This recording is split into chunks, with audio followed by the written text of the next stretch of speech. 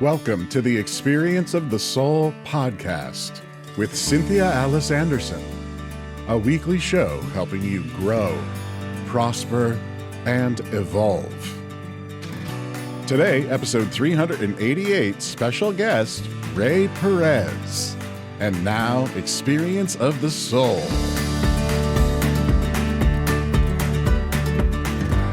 Hello and welcome to the Experience of the Soul podcast. My name is Cynthia Alice Anderson. I'm the host, also lovingly known as RCA. And you may hear in my voice, yes, friends, I am healing, but healing well. But you might be able to hear it a little bit in my voice today. So hold me in prayer, if you will. But today is a great day. We have a great guest with us. And of course, as always, our amazing and talented producer, Mr. Sean Kilgore, is with us. Thank you so much. Hello, everyone. Welcome to this episode. Is episode 388 of the Experience of the Soul podcast with our very special guest, Ray Perez. We'll get to him in just a moment. As always, we want to bring you This Week in Spiritual History, where we take a moment to pause and honor what is sacred and holy about the week. So we start with today, Monday, November 24th. And today, Sikhs around the world honor the birth of Guru Nanak Gurpurab, which is the founder of Sikhism. So if you don't know, Sikhism is a faith that originated in the Punjab region of South Asia. And today it kind of spans all over India, Pakistan. But this is a religion of faith that believes in one God, equality for all people. And living a life grounded in service and compassion. So again, friends, not unlike any of our faiths or, things that we practice, right? So Gurpurab celebrations often include singing sacred hymns, preparing shared meals, and offering acts of kindness. And I just kind of thought, as I was reading about this, what a beautiful way to begin this week that is really centered in gratitude and unity for all of us, here in the States, and lifting up that Sikhism faith. Oh, yes. And I'm glad you did, Sean. This is something you wouldn't have no way of knowing, that when I lived in Phoenix and was working at Unity of Phoenix, I went to the Sikh ashram downtown and I did mommy and me yoga with Josh. Oh, man. Nice. Yeah. And the Sikhs are beautiful in their practice. I mean, after classes, there are often community meals. The vibe is just beautiful. And there are a lot of singers that have come out of Sikhism as well. One of them is, I think her name, I want you to look this up. I will. Is Niranjan Kaur, Kaur. Okay. And her music has been a very important on my journey. And the Sikh faith is beautiful. The peace, the love, the sharing, the community, the acceptance, the equality. I cannot say enough about the beauty of the Sikhs. So I'm so glad we lifted them up today. Excellent. I always love that, as we start to talk about these things, and we bring, you're always like, hey, I had an experience with that. I'm like, you have experienced pretty much every faith and everything. Well, there used to be one of our members at church that would say, I think one Sunday you're going to say, and I was walking the Chinese wall. I said, I have. I said, I promise I've never done that. I've never been to Australia. I've never been to China. I've never walked the wall. There's a lot I haven't done. But all right. Well, still more to come. Yeah.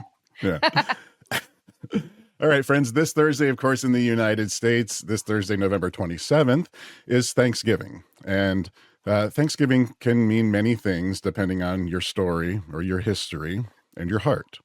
Yeah. So for many, it's a time of gratitude and togetherness. For Native communities, it can also be a day of remembrance and truth-telling. Yes. So this week, maybe both could be true. We can hold both. That's right. Of those things, right? The blessings that we hold dear and the honest history behind this holiday.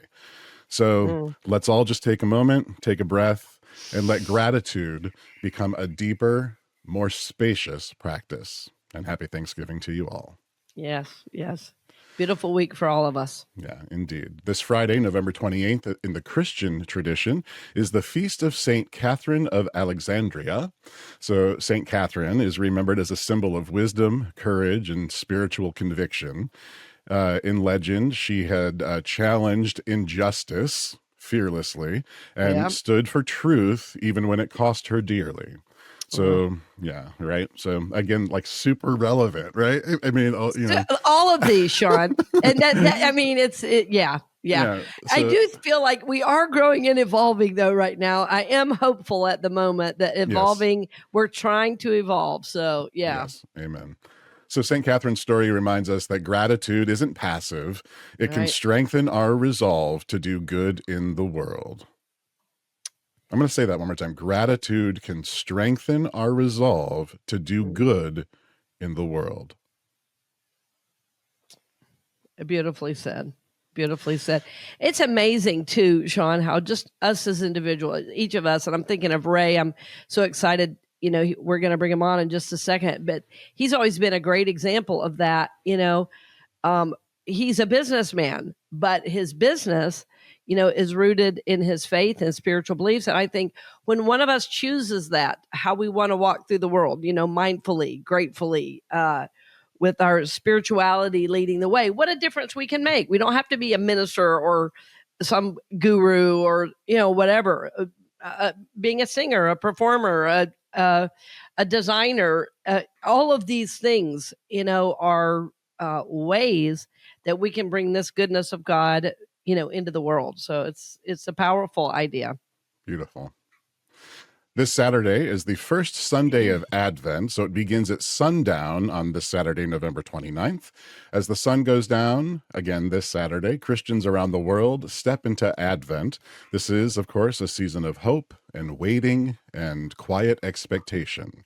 So the first candle of Advent, and we'll talk about these each week as we move through the season, but the first candle represents hope, inviting us into stillness and trust. And this is a beautiful spiritual counterweight to, this time of year that can be very busy and hectic and frantic for all of us. So let's hold on to that hope, friends. Yeah, go ahead. No, I was just going to say, I love this season of Advent and the tradition of it.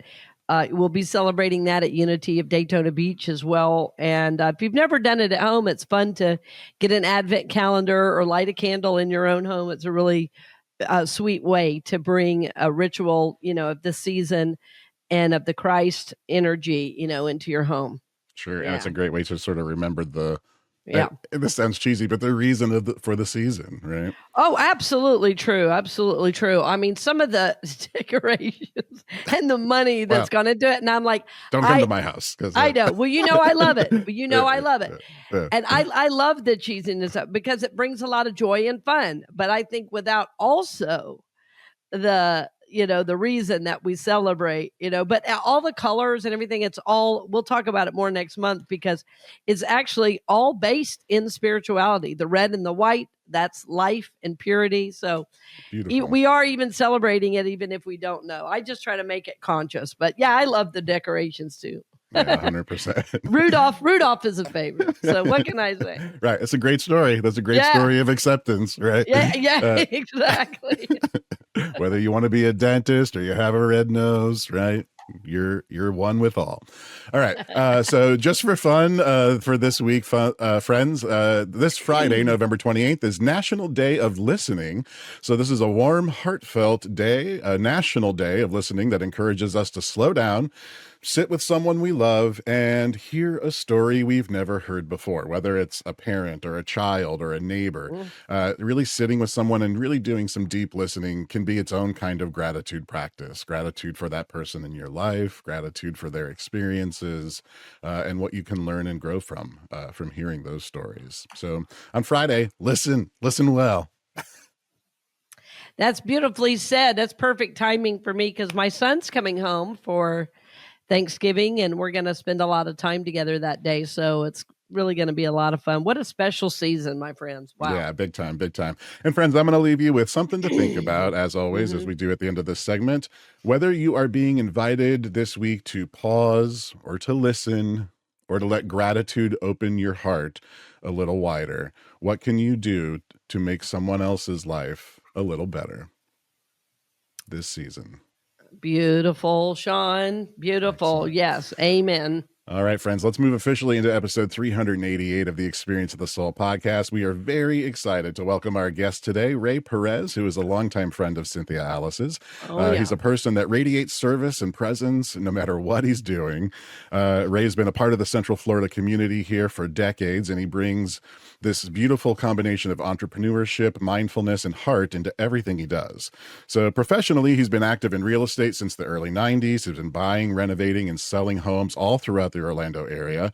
And he's really known well in the community for his person first, his customer first approach, Absolutely. his strong negotiating skills, and his ability to guide people through really what is one of the biggest decisions that anyone will make in their lives. And he does so with clarity and care. So, doing all of this in a very grounded and mindful way, as we were just talking about previously. So what Cynthia Alice and so many others love about Ray is that he shows up fully for his clients, for his community, and for his own spiritual path. So, friends, we are very pleased to welcome Ray Perez.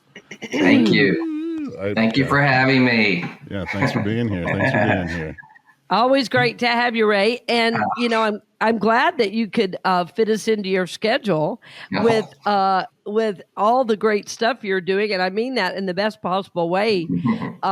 As you know, I've been impressed to see how your business has grown, and what I wanted to remind our listeners of. I mean, you were on like years ago, and it was right when COVID was starting, and you remember that? And I do. And I said to you then, Ray, what are the trends, that are coming forward? And I mean, you nailed it. You nailed it. And not only that, Ray, you helped a lot of our people think about those things, like what would most support them in their homes. And because, you were talking about us transitioning more to working from the home and making, like, rethinking our spaces. And then I've sent you clients, as you know, over the years. And, every time somebody works with you, they call me and say, I found my miracle house, or Ray really negotiated well, or so the, feedback has always been so stellar. And I wanted to bring you back on again in honor of you. And as Sean said, and as we said earlier, how you walk through the world and use your spiritual walk, as a true foundation, not only for your life, but for your business as well.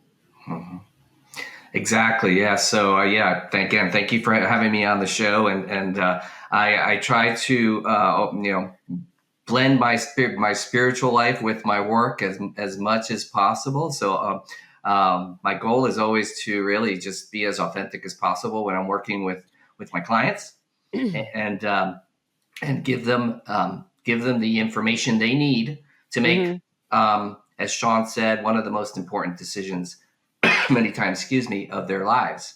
And it's something that I like to guide people to do by keeping them away from getting into fear mode, because that's something that really, we talk about this all the time when you and I work together, that,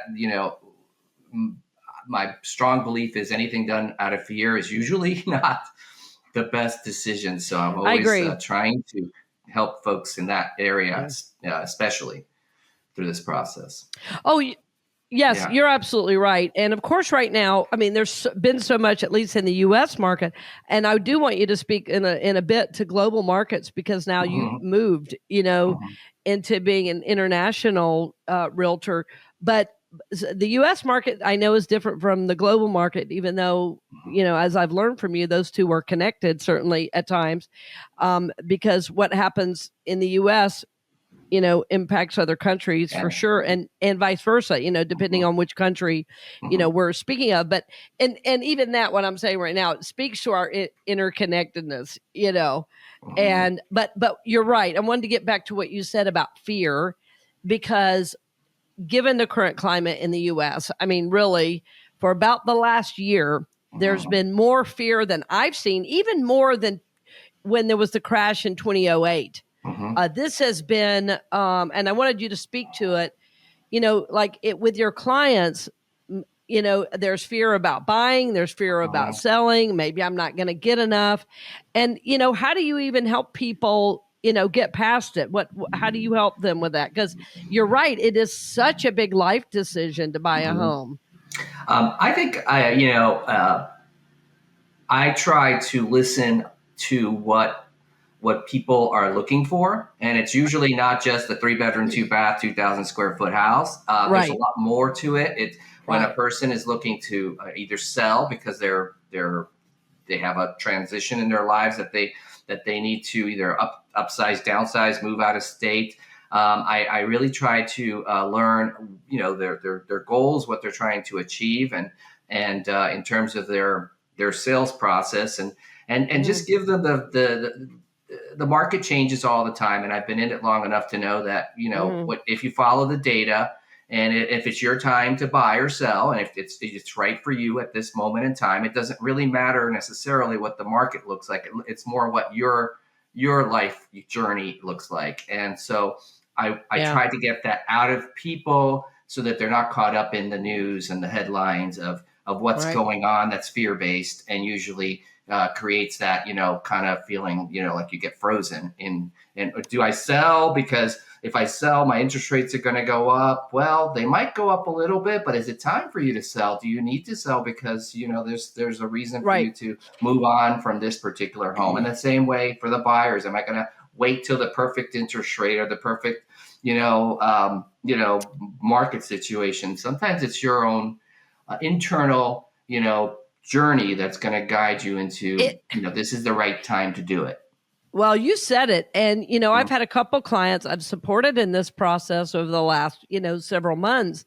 And, it's like everyone starts out saying, well, I don't know about the market. I said, you just need one buyer. Exactly. You're not selling to the whole market. You just need one buyer. And how we think about it. I mean, this is what's so interesting, Ray, and you and I talk about this all the time, personally and professionally, that the market can be doing something, but God is still God, and the principles of the law of attraction still work.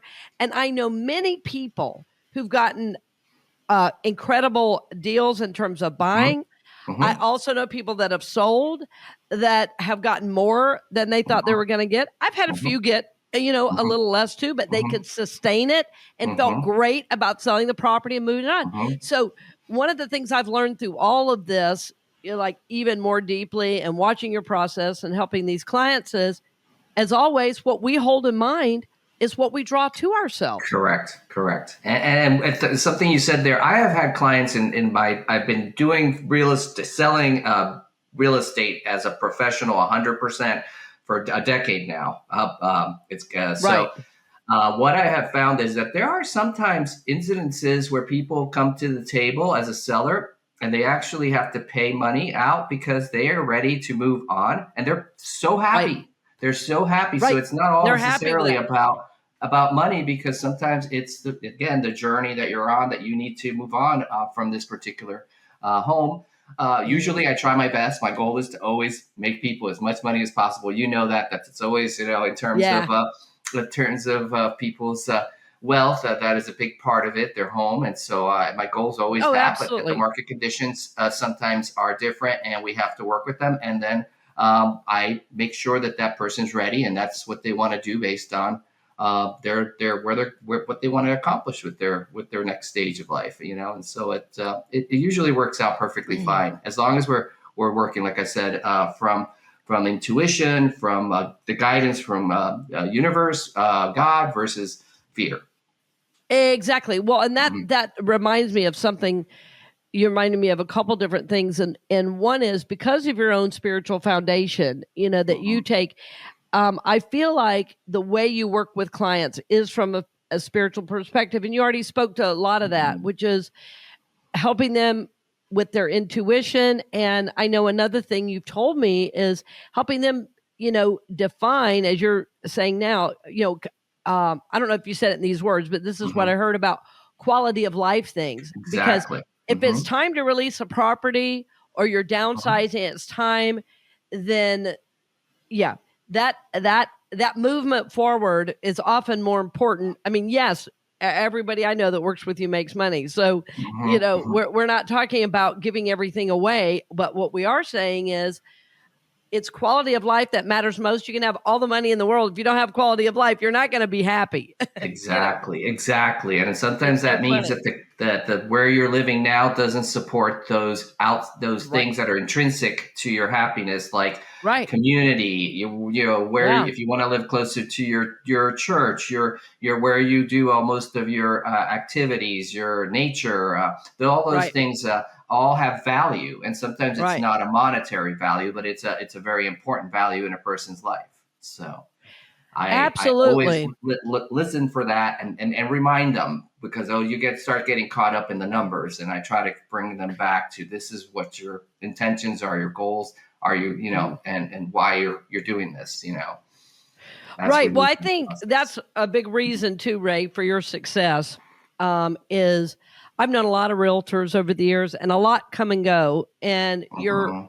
how steady you have been in this business really says to me your ability to listen and support the clients is paramount, because this business is so much word of mouth, even though I know you do a lot of marketing and things just Mhm. to keep Mhm. people aware that you're available and here to serve them. But I mean, it says to me that you're so good at what you do by using listening as a top priority, as you work with people. That's how you're hearing all of those things. I mean, so I think that's Mhm. another part of the way your spiritual journey is informing too. Yeah, exactly. So listening, very important. My intuition, I think me, I have a pretty strong intuition. So a lot of times I feel that Yeah. a lot of what other people are feeling in terms of their gut, and if they can't develop it into words, I help them do that, so that Hmm. they can really be comfortable and confident in what they're doing as they move through the process. So Yes. yes. Mm-hmm. Well, and I remember the home you helped me find, which has been Mm-hmm. such a gift to me and my son. I had such an interesting list of requirements that I wanted, and you found it for me Mm-hmm. beautifully. And how it supported my little family was, pretty amazing. And so I felt like I should speak to that, because you've helped me with a number of transactions over the years. But I wanted to go back though to what you were saying earlier, because I think this is really important in today's market, because we are seeing trends change. Mm-hmm. And again, I always look to you for this, because so Mm-hmm. far, Ray, you've not been wrong on the Yeah. trend. and and and I can spot a master and I see it in your literature. You're always like kind of pointing the direction, like it's like if you're paying attention, Ray, you're pointing with a neon sign, and if if you're not paying attention, you might just feel a little nudge. But you're trying to tell us something, which is that the trends are shifting. Mm-hmm.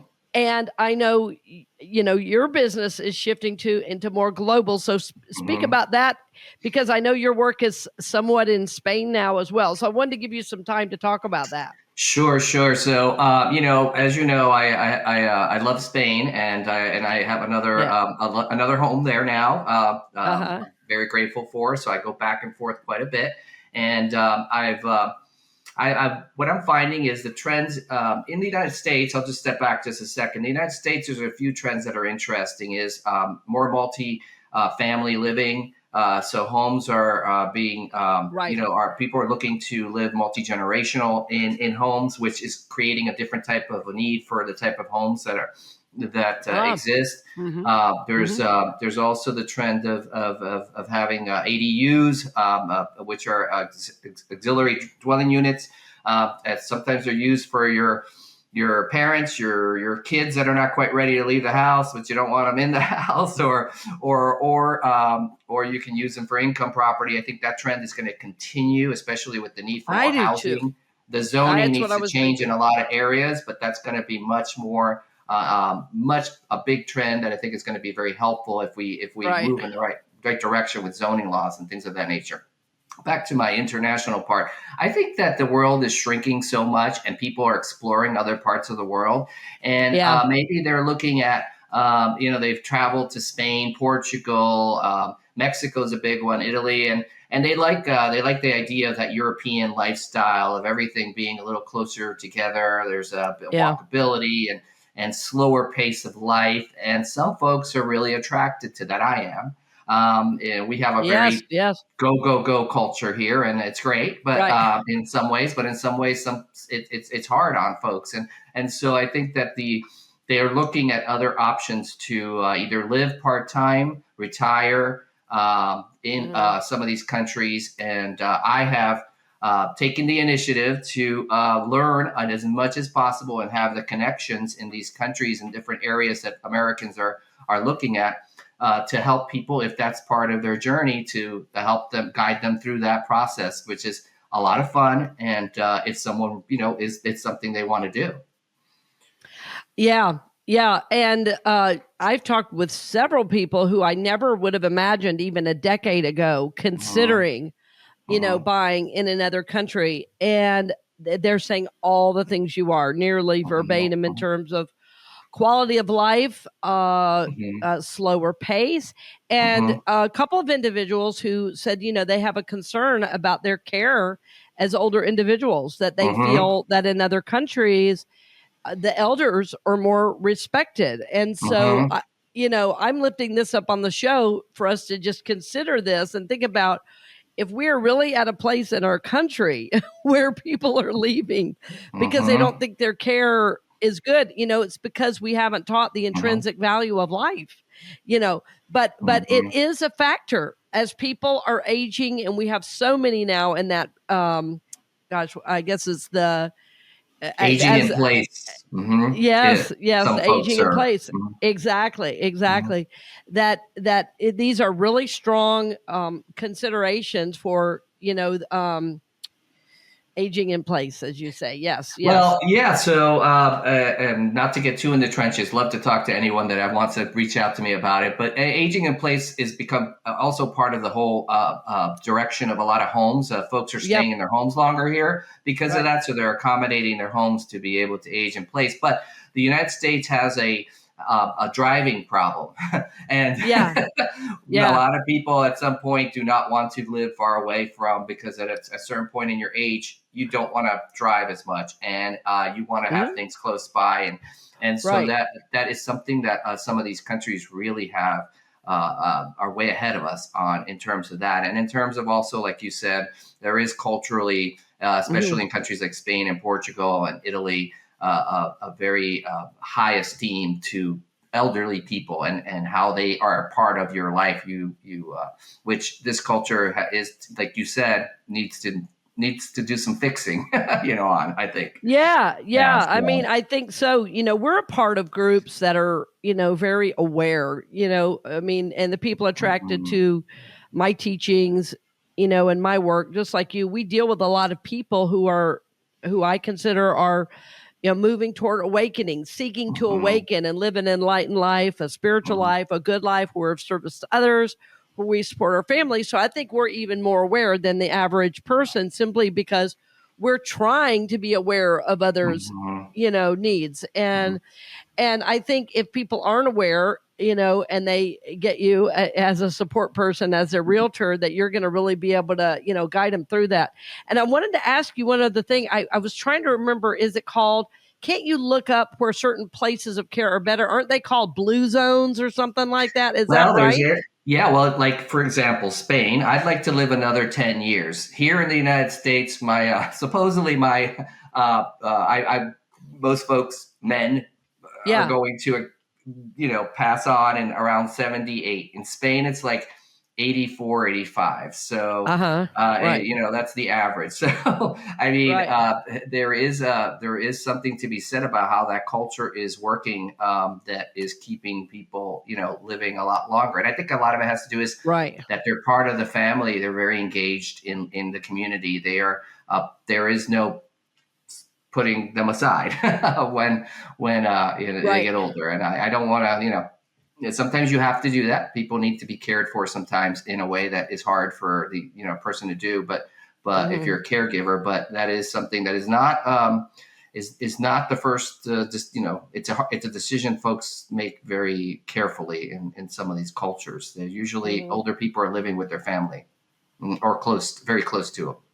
Yes, yes. Sean has just a quick producer's note. We have mentioned the Blue Zones before, and there's a Netflix documentary called Live to 100 Secrets of the Blue Zones. So we'll put a link to that in the show notes if you're interested. Yeah, they have some good cookbooks too. I have a few of them that are cool. Great that they've been producing recently. Yes. Nice. Yeah. I will definitely look that up. Well, it's really interesting stuff. And, as we age, it becomes more interesting, Ray. Oh, yeah. That is true. Well, and, I know we're short on time, but, if some of our listeners are sitting there and they're kind of feeling a nudge toward a new home, what wisdom would you offer them? What would you tell them in terms of their next steps? I think what they want to do is sit down and write what is it that their goals are, and not get too caught up, like I said, about the size of the house those things are important, but they'll come with finding the perfect home. But more, where are you in your journey, and what do you want the house to help you accomplish? A bigger picture, and write those things down first. And a lot of those things don't have a number necessarily. Yes. They're a different type of value, and I think that's the first step you should do before you. And then of course, I'm always open to having conversations with folks all the time. I love what I do and enjoy it. So anytime someone wants to pick my brain and talk to me, I'm a phone call away or a text away to have a coffee with someone. Yeah. We love to meet for coffee. Well, the other thing I wanted to mention too, Ray, is that as your business has expanded and you're in Spain, I don't want people to think, that you're not available. Your staff has also grown. You have some new great people you've brought on that I've been fortunate to meet. And I just feel really honored to be a witness to your journey. And do you want to say anything about Mindful Realtors or the work you guys are doing? Yeah, so we are a great team with a lot of experience, and I am, sometimes not physically here, but I have a team that helps me with everything when I'm not around, and I have. It's actually better for my clients to have more people supporting them than just a one person show. But my website, mindfulrealtors.com. You can go on there, and there's links to looking for home property in Europe. There's links to every property that's available in Central Florida in the markets that I work. So a lot of information about me too in there. I think anyone that's interested can go in there and look at what I have to offer, and then obviously reach out to me at any time to have conversations about what their goals are, their home goals are. Yeah, awesome, Ray. Well, thank you so much. And of course, all the links will be in the show notes. We try to give people, an easy and quick way to be able to contact you. And if you're watching on YouTube, you already saw the link there, mindfulrealtors.com. And Ray, as always, it's a pleasure and a blessing to connect, and hoping you and yours have a beautiful Thanksgiving holiday. Wishing you the best, and grateful to share the journey with you, my friend. Happy Thanksgiving. Happy Thanksgiving, everyone. And my friends, thank you for listening. As always, we look forward to seeing you next week. Happy Thanksgiving and blessings on the journey. We hope you've enjoyed this episode of the Experience of the Soul podcast with Cynthia Alice Anderson, helping you grow, prosper, and evolve. This podcast is made possible because of listeners and viewers just like you. If you would like to support this podcast with your tax-deductible contribution on an ongoing basis or through a one-time gift, head on over to cynthiaaliceanderson.com/donate. The Experience of the Soul podcast is copyright 2025 Cynthia Alice Anderson, all rights reserved, and is produced by Sean Kilgore.